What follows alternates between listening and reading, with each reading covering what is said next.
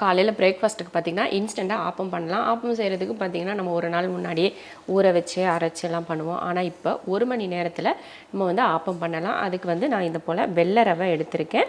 நார்மலாக வீட்டில் உப்புமா செய்வோம் இல்லையா, அந்த வெள்ளை ரவை வறுக்கலாம் இல்லை, அப்படியே கடையில் வாங்கின ரவை அப்படியே சேர்த்துக்கிறேன். அதே கப்பில் பார்த்திங்கன்னா 3/4 கப் அளவுக்கு தேங்காய் துருவல். 1 கப்பு ரவைக்கு 3/4 கப் அளவுக்கு தேங்காய் துருவல் வந்து கரெக்டாக இருக்கும். நீங்கள் சேர்த்துக்கலாம்.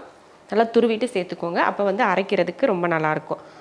அடுத்ததாக அப்போ அதே கப்பு நம்ம எந்த கப்பில் அளந்து எடுக்கிறோமோ அதே கப்பை வச்சு நீங்கள் எல்லாத்தையுமே அளந்துக்கோங்க. அப்போ கரெக்டாக இருக்கும் அளவு. அதே கப்பில் 1/2 கப் அளவுக்கு சாதம், நம்ம சாப்பாட்டுக்கு எடுத்து வச்சுருப்போம் இல்லையா, சாப்பாடு வச்சுருப்போம் இல்லையா, அந்த சாதம் வந்து ஒரு 1/2 கப் அளவுக்கு சேர்த்துக்கோங்க. அதுக்கப்புறமா 1 டீஸ்பூன் அளவுக்கு சர்க்கரை சேர்த்துக்கிறேன். 1/4 டீஸ்பூன் அளவுக்கு ஈஸ்ட்டு சேர்த்துக்கிறேன். இது வந்து இன்ஸ்டண்ட்டாக நம்ம சேர்த்துக்கக்கூடிய ஈஸ்ட்டு. நம்ம மற்ற ஈஸ்டெல்லாம் சேர்க்குறப்போ கொஞ்சம் சுடு தண்ணியோ பாலோ ஊற்றி நல்லா சும்மா ஒரு 2 நிமிஷம் வச்சு அதை தண்ணியில் ஊற வச்சு சேர்க்கணும். ஆனால் இது வந்து நம்ம டைரெக்டாகவே சேர்த்துக்கலாம். அடுத்ததாக தண்ணி ஊற்றி இப்போ அரைச்சி எடுத்துடலாம். கரெக்டாக இருக்கும். ஒரு ஃபேமிலிக்கு காலையில் பிரேக்ஃபாஸ்ட்டுக்கு இது கரெக்டாக இருக்கும்.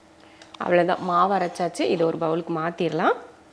நல்லா வலுவலுப்பாக தேங்காயெல்லாம் நல்லா தேங்காய் அரிசியெல்லாம் நல்லா வலுவலுன்னு அரைச்சி எடுத்துட்டு ஒரு பவுலில் மாற்றி தண்ணி ஊற்றிக்கலாம். கூடவே தேவையான உப்பு போட்டு கலந்து விட்டுறலாம். அவ்வளோதான், இந்த அளவுக்கு தண்ணியாக இருந்தால் போதும். ரொம்பவும் தண்ணியாக இருக்கக்கூடாது, ரொம்பவும் கெட்டியாகவும் இருக்கக்கூடாது. இந்த அளவுக்கு இருந்தால் கரெக்டாக இருக்கும் நம்ம ஊற்றுறதுக்கு. அவ்வளோதான், உப்பு போட்டு கலந்தாச்சு. இது அப்படியே கரெக்டாக 1 மணி நேரத்துக்கு மூடி வச்சிடலாம். அப்புறம் எடுத்து பார்த்துக்கலாம். கடலைக்கறி பண்ணுறதுக்கு ஒரு 200 கிராம் கடலையை நைட்டே ஊற வச்சு எடுத்துட்டேன். அதை குக்கரில் சேர்த்துட்டு வெங்காயம் ஒரு கையளவுக்கு வெங்காயமும் 2 பல் பூண்டும் இந்த மாதிரி வெட்டி எடுத்திருக்கேன், அதையும் சேர்த்துடலாம். அது கூடவே ஒரு 2 தக்காளி கட் பண்ணியிருக்கேன், அதையும் சேர்த்துடலாம். அடுத்ததாக மஞ்சள் தூள், உப்பு, அவ்வளோதான். எல்லாம் போட்டு நல்லா கலந்து விட்டாச்சு. இப்போ குக்கர் மூடி போட்டுடலாம். 5 விசில் விட்டு ஆஃப் பண்ணிக்கலாம்.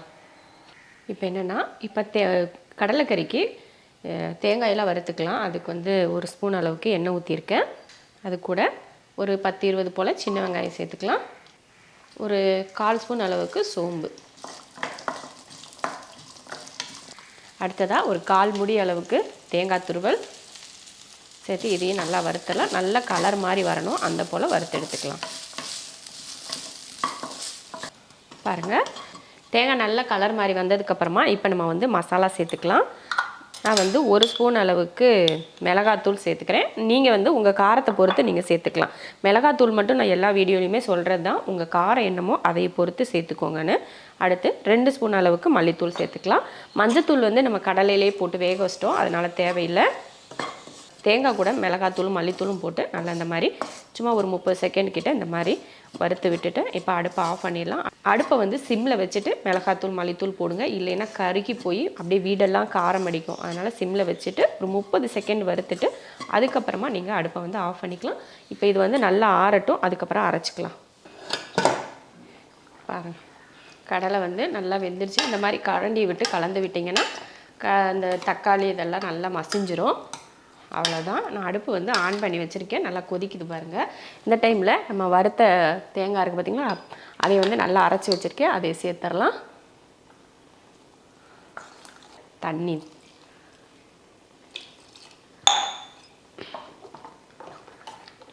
அவ்வளோதான். பார்த்திங்கன்னா கரெக்டாக தண்ணி இந்தளவுக்கு ஊற்றிருக்கேன். மசாலா நல்லா வெந்து வத்துறப்போ நமக்கு வந்து கரெக்டாக இருக்கும். நல்லா வேகட்டும். ஒரு 10 நிமிஷத்துக்கிட்ட அப்படியே விட்டுருவோம். அதுக்கப்புறமா எடுத்து தாளிச்சிக்கலாம். உப்பு மட்டும் சரி பார்த்து சேர்த்துட்டு அப்படியே ஒரு 10 நிமிஷத்துக்கு வேக விட்டுருங்க, வேகட்டும். அப்புறமா எடுத்து பார்த்துக்கலாம். நல்லா ஒரு 10 நிமிஷத்துக்கு நல்லா வேக வச்சு பார்த்திங்கன்னா குழம்பு நல்லா வற்றி நல்லா ஒரு மசாலா வடையெல்லாம் போய் நல்லா வெந்திருக்கு. இப்போ இதில் தாளிச்சிடலாம். தாளிக்கிறதுக்கு பேன் வச்சிடலாம். தாளிக்கிறதுக்கு எண்ணெய் ஊற்றிக்கலாம். தாளிக்கிறதுக்கு கொஞ்சம் கடுகு போட்டுட்டு கூடவே கொஞ்சம் வெந்தயமும் சேர்த்துக்கணும். வெந்தயம் சேர்த்தோம்னா தான் நல்லா கம்மன்னு மணக்கும். அதனால் வெந்தயம் சேர்த்துக்கோங்க. கடுகு வெந்தயம் பொரிஞ்சதுக்கப்புறம் நம்ம கையில் ஒரு கையளவுக்கு சின்ன வெங்காயம் போட்டு இதை வதக்கிடலாம். கொஞ்சம் கலர் மாறட்டும், அதுக்கப்புறமா மற்ற சேர்க்கலாம். இந்த மாதிரி வெங்காயம் போட்டு தாளித்தா டேஸ்ட் ரொம்ப நல்லாயிருக்கும். அதனால் வெங்காயம் போட்டுக்கோங்க. ஏன்னா நம்ம முதல்லையே தாளிக்கிறது குழம்பு வந்து முதல்ல நம்ம தாளிக்க மாட்டோம் இல்லையா, அதனால் கடைசியில் தாளிக்கிறப்போ இந்த மாதிரி கொஞ்சம் வெங்காயம் சேர்த்து தாளிச்சிங்கன்னா டேஸ்ட் நல்லாயிருக்கும். அதனால் வெங்காயம் சேர்த்துக்கோங்க. அது சின்ன வெங்காயம் சேர்த்துக்கோங்க, அப்போ தான் நல்லாயிருக்கும்.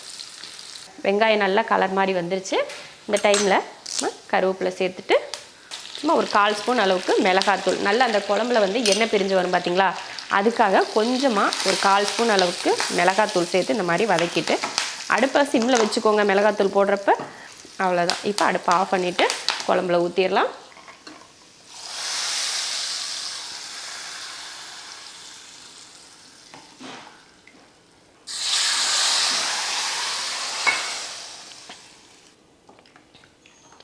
அவ்வளவுதான், சூப்பரான கடலைக்கறி ரெடி. மாவு வந்து எப்படி சூப்பராக பொங்கி வந்திருக்கு. இந்த மாதிரி நம்ம ஆப்பம் அரைச்சி புளிக்கி வச்ச மாவு மாதிரியே அருமையாக பொங்கி வந்திருக்கு.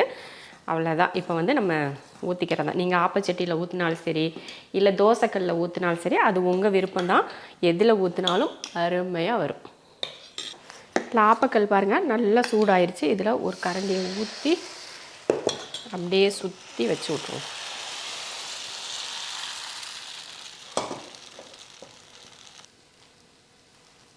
மேலே கொஞ்சம் நான் வந்து தேங்காய் எண்ணெய் ஊற்றிக்கிறேன். உங்களுக்கு என்ன வேணுமோ அதை நீங்கள் செஞ்சுக்கலாம்.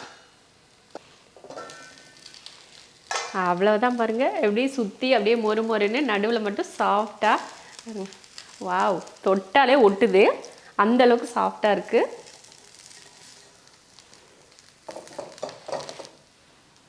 அருமையான ஆப்பம் ரெடி.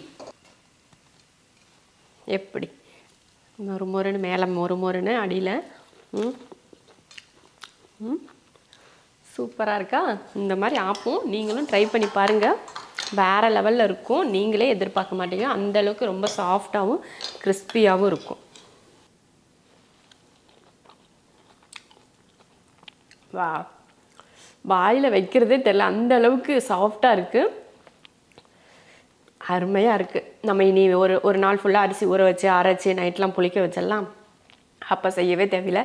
1 மணி நேரத்தில் சட்டுன்னு மொறுமொறுப்பாக சாஃப்டாக அருமையான ஆப்பம் செய்யலாம். ஓரங்களையெல்லாம் பாருங்கள் மொறு மொறுன்னு இருக்குது. நடுவில் பார்த்திங்கன்னா அவ்வளோ சாஃப்டாக, இங்கே பாருங்கள் அவ்வளோ அருமையாக இருக்கும். ட்ரை பண்ணி பாருங்கள். கண்டிப்பாக இந்த மெத்தட் ட்ரை பண்ணி பார்த்துட்டு எப்படி இருக்குன்னு சொல்லிவிட்டு கமெண்ட்டில் சொல்லுங்கள். ஆப்பத்துக்கு உங்களுக்கு என்ன குழம்பு பிடிக்குமோ அந்த குழம்பு ஊற்றி நீங்கள் சாப்பிட்டுக்கலாம்.